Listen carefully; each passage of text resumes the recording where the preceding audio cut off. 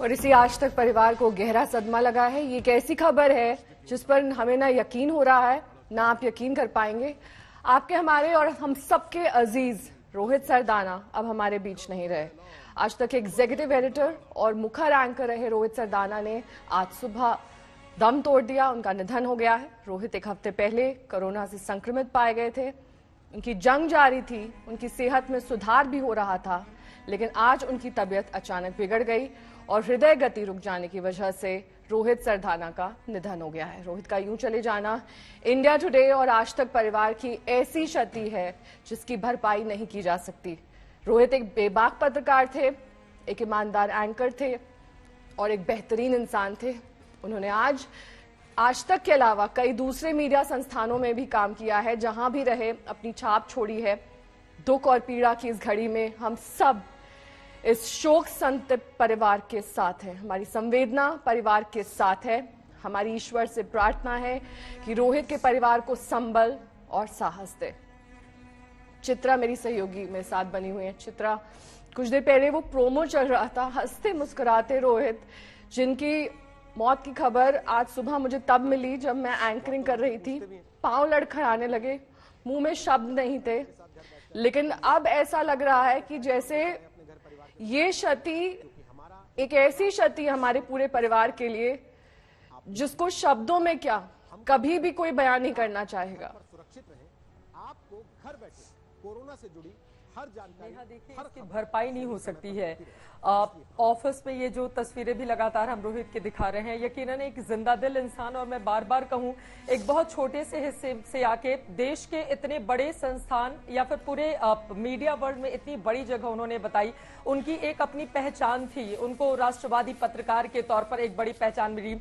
अपनी हर आवाज को वो बुलंद करते रहे। सोशल मीडिया पर उनके चाहने वालों का मैं लगातार देख रही हूं जब से खबर आई नेहा, उसके बाद से चूंकि हम लोगों को विश्वास करना बहुत मुश्किल था, हम लोग कई जगह से कंफर्म भी कर रहे थे, लेकिन लगातार फोन आते गए कि क्या रोहित के बारे में ये खबर सही है, गलत है, कंफर्म कीजिए।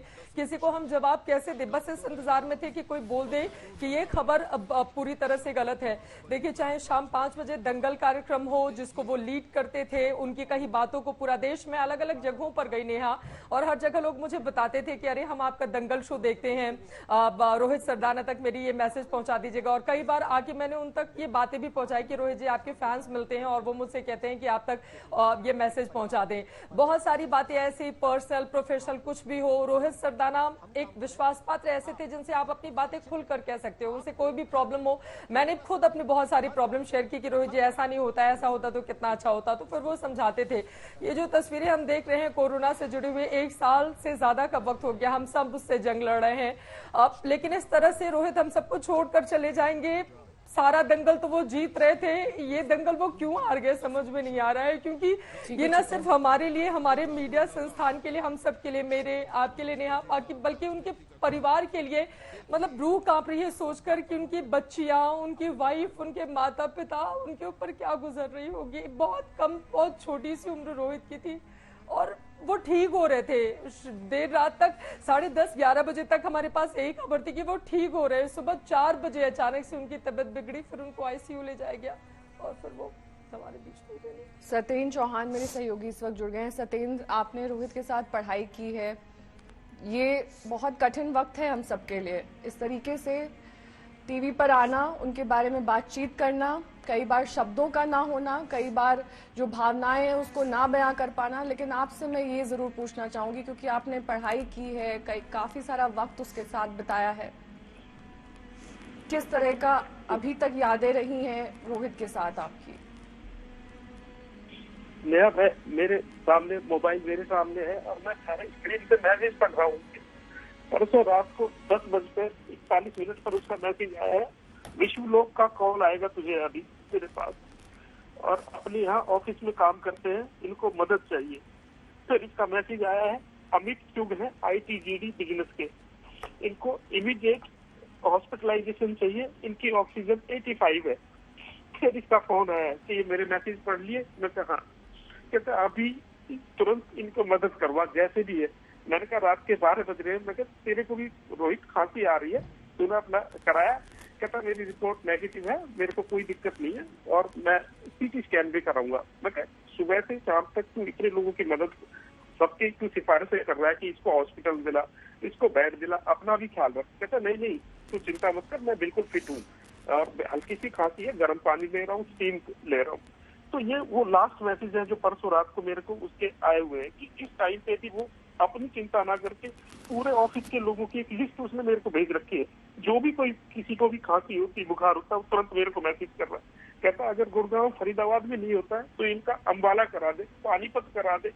मैंने हरियाणा के हेल्थ मिनिस्टर अनिल विज को फोन लाइन पे लिया, कॉन्फ्रेंस कॉल पे इसकी बात कराई। कहता जल्दी से मेरी बात करवा। मैं कहा सर सरदाना है, आज तक से इसके जानकार है। तो इसने कहा मेरे जानकार नहीं, हमारे कोलीग ये ऑफिस के सर, इनको तुरंत आप कराइए, गुड़गांव फरीदाबाद में बेड नहीं मिल रहे।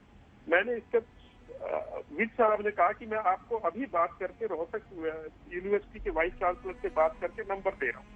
तो कहते सतेंद्र तू नंबर ले ले और तू भी इनसे बात करा दी, क्योंकि अभी रात में अगर बेड इनको नहीं मिला और इनकी ऑक्सीजन अगर घट गई तो बहुत ज्यादा दिक्कत हो जाएगी। तो ये उसका नेचर था। रात को 2-2 बजे फोन करके कहता था सतेंद्र ये मदद करवा दे, ये हमारे ऑफिस में सफाई वाले हैं, छोटे छोटे लोगों के लिए वो जो होता है सबकी वो मदद करता था।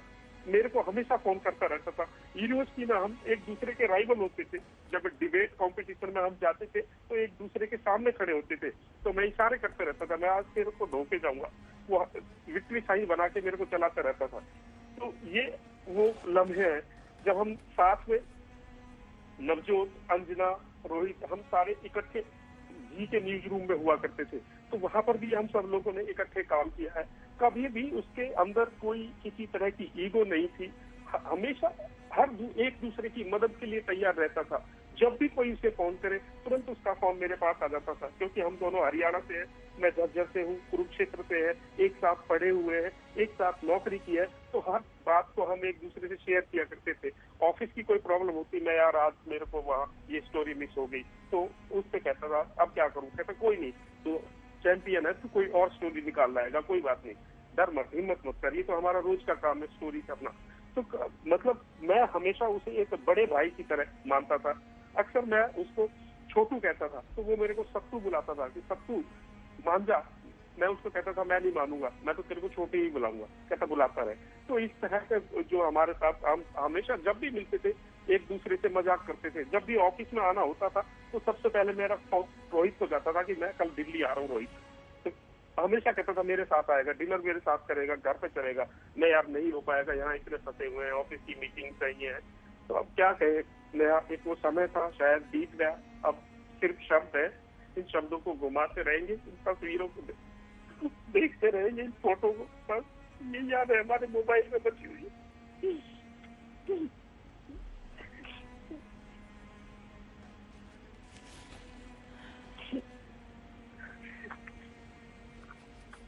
अब तक उसकी यादें हैं।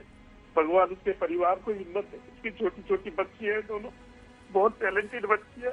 अभी भी वो बच्ची है, इतनी अच्छी पोएम बोलती है। उनकी पोएम में देखता रहता हूँ, मैं बोलता रहता हूँ, मैं उनको कहता रहता हूँ कमेंट जैसे फेसबुक को करते हैं, मैं अपने बाप पे मत जाना, बाप से अलग करना। तुम तो उसी लाइन पे चलती है जिसपे तुम्हारा बाप चल रहा है। सतेंद्र अपना ख्याल रखिए, क्योंकि रोहित हमेशा हमको याद आएंगे। वो भले ही हमेशा हमारे बीच मौजूद ना हो, लेकिन यादों में, हमारी तमाम बातों में हमेशा उनका जिक्र होता रहेगा।